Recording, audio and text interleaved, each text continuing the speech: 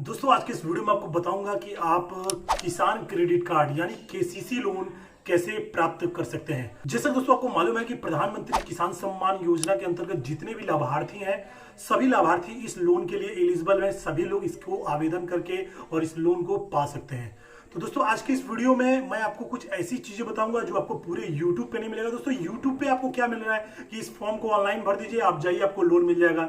तो दोस्तों एक बात आप जान लीजिए कि अगर आपको केसीसी लोन लेना है तो उसके पूरे रूल नियम को आपको समझना पड़ेगा कि बैंक कैसे आपको केसीसी लोन देता है। दोस्तों सिर्फ आप ऑनलाइन फॉर्म भर के बैंक चले जाएंगे तो आपको बैंक केसीसी लोन नहीं देगा। दोस्तों बैंक के कुछ रूल नियम है, उसको आप फॉलो करेंगे, उसके डॉक्यूमेंट को रेडी करेंगे, उसके जो भी उसके रूल नियम टर्म कंडीशन है उसको जब आप पूरा फुलफिल करेंगे तब जाके आप इस लोन के लिए एलिजिबल है, तब जाके इस लोन को आप पा सकते हैं। तो दोस्तों आज की इस वीडियो में आपको हम पूरे डिटेल में बताएंगे कि आप कैसे आपको इसका सारा डॉक्यूमेंट, सारा पेपर इसका रेडी करना है और क्या क्या आपको स्टेप बाय स्टेप करना है, सारी जानकारी इसके वीडियो में मैं आपको दूंगा। तो दोस्तों वीडियो को बिना स्किप किए हुए पूरा लास्ट तक देखिएगा। मैं इस वीडियो में आपको कुछ भी ऐसा नहीं बताऊंगा कि आप ऐसे ऑनलाइन फॉर्म भर दीजिए तो आपको लोन मिल जाएगा। मैं आपको बिल्कुल फिजिकली बताऊंगा जो एक्चुअल में क्या करने पर यह आपको केसीसी लोन मिलता है।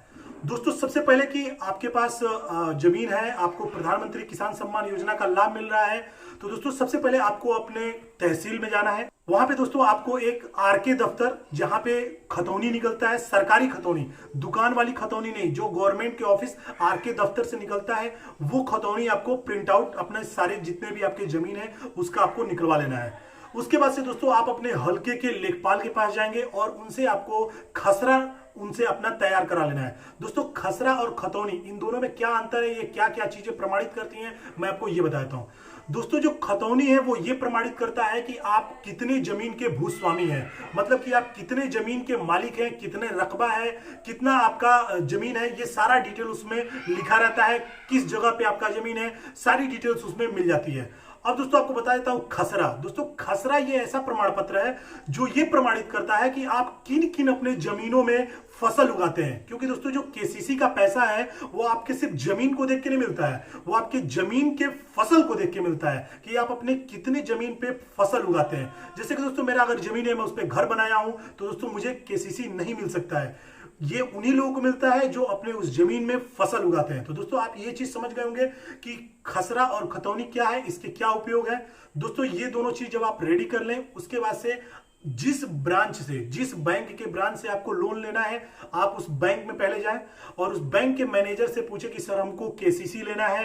तो वो ब्रांच मैनेजर आपको अपने बैंक के एक वकील का नंबर देंगे जो आपके तहसील में बैठते हैं। दोस्तों जितने भी बैंक हैं सबने अपने एक एक वकील हायर कर रखे हैं जिनके थ्रू वो आपको केसीसी लोन देते हैं। अदरवाइज अगर आप ऐसे जाते हैं बैंक में केसीसी लेने के लिए तो ये आपको केसीसी लोन नहीं मिलेगा। दोस्तों आप कोई भी ऑनलाइन फॉर्म भर लीजिए, आपको केसीसी नहीं मिलेगा। जो ये बैंक का प्रोसेस है इसको आपको कंप्लीट करना ही पड़ेगा, तब जाके आपको केसीसी मिलेगा। तो मैं दोस्तों आपको आगे का स्टेप बता देता हूं। आप उस वकील से जाएंगे, आप उस वकील से मिलेंगे और दोस्तों आप उनको अपना खसरा, खतौनी और आधार कार्ड, पैन कार्ड और उस बैंक का, जिस बैंक में आप केसीसी लेना चाहते हैं उस बैंक का एक सेविंग अकाउंट का फोटोकॉपी उनको देंगे। तब जाके दोस्तों वकील जो है वो अपना कुछ चार्ज लेते हैं, वो अपना चार्ज लेंगे और चार्ज लेने के बाद से दोस्तों वो आपका अब उस जिले के, जिस जिले में आप रहते हैं उस जिले के राजस्व कार्यालय से जाके आपका एक सर्च रिपोर्ट ऑनलाइन निकलवाएंगे।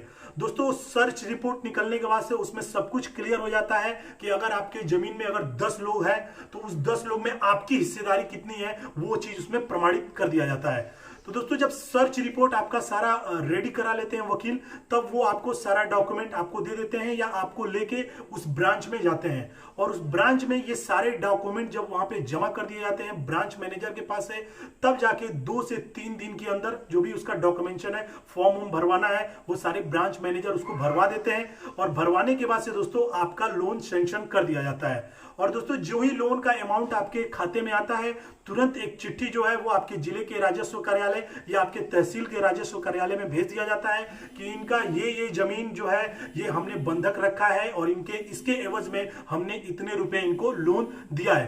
तो दोस्तों जब भी आप अपने जमीन का अगर पेपर जब भी निकालने जाएंगे या आप इंटरनेट से निकालने जाएं या आप आरके दफ्तर मतलब कि सरकारी दफ्तर में आप जाए निकलवाने के लिए अपने तहसील के, वहां पे उस खतौनी में साफ तौर से लिख के आएगा कि इनका जो जमीन है ये इस बैंक के लिए बंधक रखा हुआ है और उसके अगेंस्ट में इन्होंने लोन लिया है। तो दोस्तों ये सारा प्रोसेस जो है ये ऐसे आप कंप्लीट कर देते हैं तो आपको मात्र 7 दिन के अंदर, हो सकता है दोस्तों आपको 2 दिन के अंदर भी लोन मिल जाए, ऐसे आपको लोन मिल जाएगा। आपको किसी भी ऑनलाइन फॉर्म को भरने की जरूरत नहीं पड़ेगी।